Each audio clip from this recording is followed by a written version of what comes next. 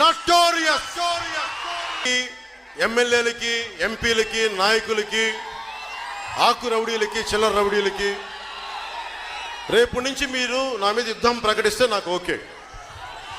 నేను హైదరాబాద్ ఏం పారిపోనమ్మా. నేను బతికున్నంత కాలం గోదావరి నది ఈ నేలను అలా అంటుపెట్టుకుందో నేను ఈ నేలను అంటిపెట్టుకునే ఉంటాను. ఎక్కడికి వెళ్ళను.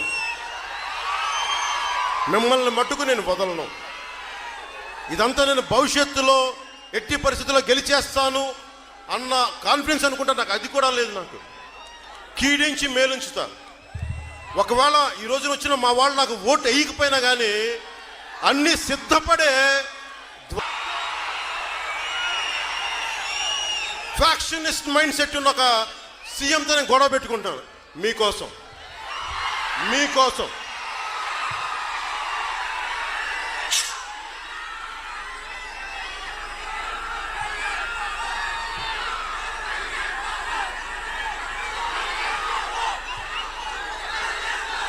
తోటి గూండాతోటి జగన్మోహన్ రెడ్డి లాంటి ఒక నటోరియస్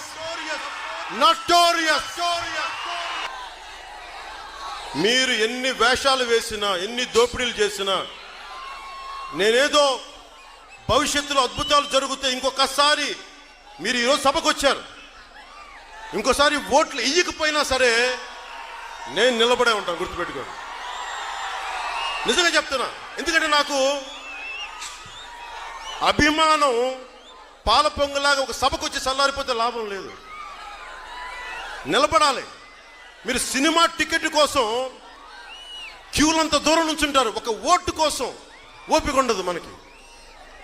మధ్యతరగతి మేధావులందరూ నేను వేడుకుంటా ఉన్నా,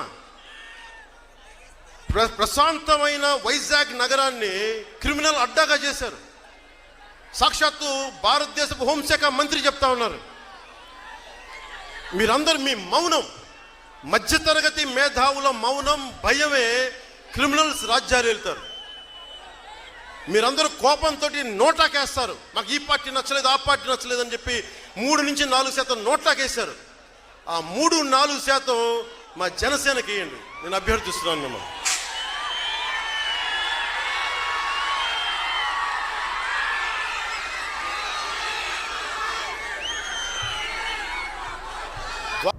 పవన్ కళ్యాణ్ చంద్రబాబు రాసినటువంటి స్క్రిప్ట్ అనమాట. జగన్మోహన్ రెడ్డి గారిని తిడతాం, వైఎస్ఆర్ కాంగ్రెస్ పార్టీ శ్రేణులను తిడతాం, ఇక్కడ ఉన్నటువంటి మమ్మల్ని అందరినీ కూడా, వైఎస్ఆర్ కాంగ్రెస్ పార్టీలో పనిచేస్తున్నటువంటి మమ్మల్ని అందరినీ కూడా రెచ్చగొడతాం. ఆయన తెల్లారిపాటికి తిట్లు తినాలి, మేమందరం ఆయన్ని భయంకరంగా తిట్టాలి. ఆ తర్వాత ఆయన తిట్టారని చెప్పి ఆయన సామాజిక వర్గం, ఆయనకు ఉన్నటువంటి జనసేనకు సంబంధించినటువంటి ఓట్ బ్యాంకు మా మీద ద్వేషంతో చంద్రబాబు నాయుడికి ట్రాన్స్ఫర్ అవ్వాలని చెప్పి ఒక కుటిలమైనటువంటి నిన్న జగన్మోహన్ రెడ్డి గారిని విమర్శిస్తూ చాలా దారుణంగా మాట్లాడాడు. ఈ రాష్ట్ర ప్రజలు అందరూ గమనిస్తున్నారు.